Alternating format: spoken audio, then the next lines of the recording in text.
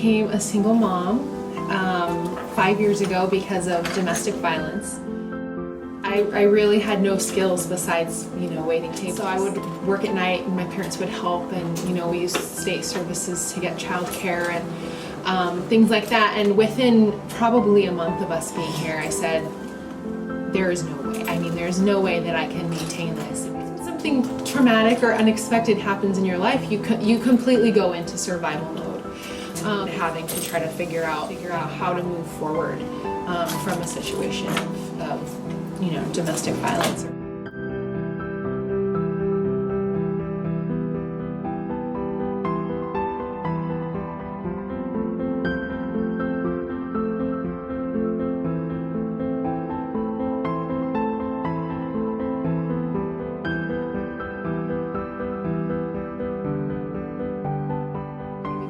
Where do we stay?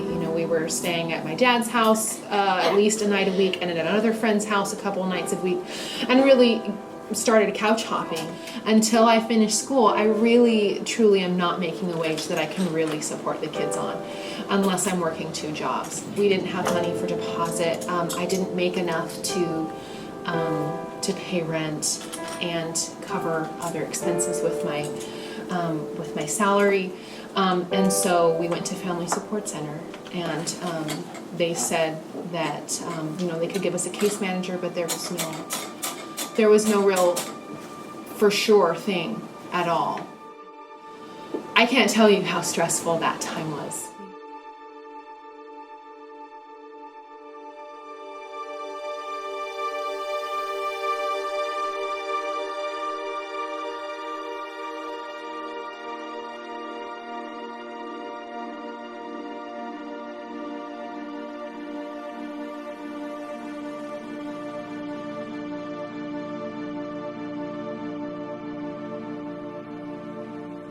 Had to always go back to, well, we have a roof over our heads tonight. We're not going to be sleeping outside tonight. And started calling the shelter until one night it was 7 o'clock, and I was just desperate. I was very, very desperate. I called, and one of the volunteers said, yeah, we just had somebody move out. How many people are in your family? We have room for 2. And I begged. I truly begged, and I said, I have 4, but we're used to sharing beds. We're used to sleeping on the floor. And I said, we need shelter.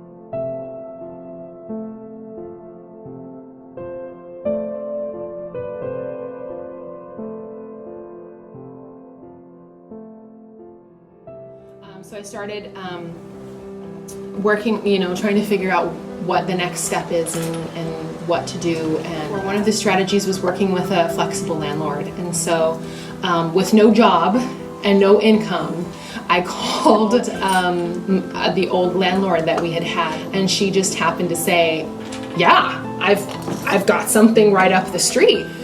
She said, I'd be willing to work with you. She goes, I take, vouchers, I take Section 8, but she goes, right now you have nothing. She goes, so I can say that I'll give it to you, but if somebody else I can't promise, because there's, and it was actually your organization. She said, if you find a place, we can help you with deposit.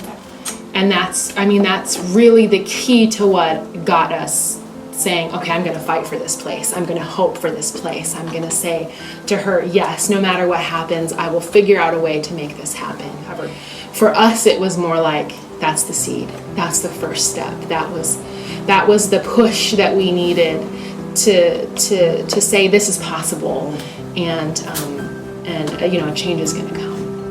We couldn't have done any of it without the help from your organization, from other supports in the community. I guess my point is, homelessness or a difficult situation or an emergency can happen to anybody.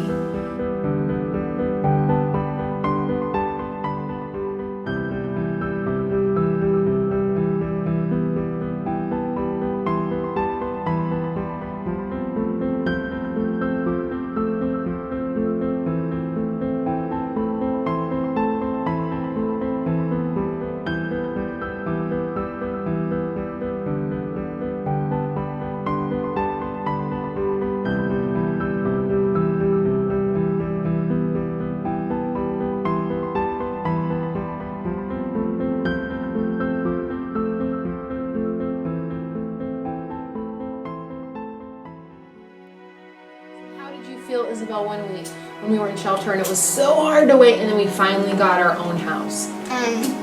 I felt really excited, and I didn't want to go to school that day because I wanted help. I think the hard thing about being in the shelter is the fact that it's just a shelter. It's harder. It's not like a regular house where you live in and it's all yours. So how did you feel when we first moved into our house? I felt happy. I think we already started fighting about the rooms. You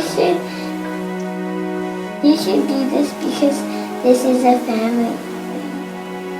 And I help someone else. Yeah. People should help because when they help, it makes them feel good, and also the people who they are helping feel good.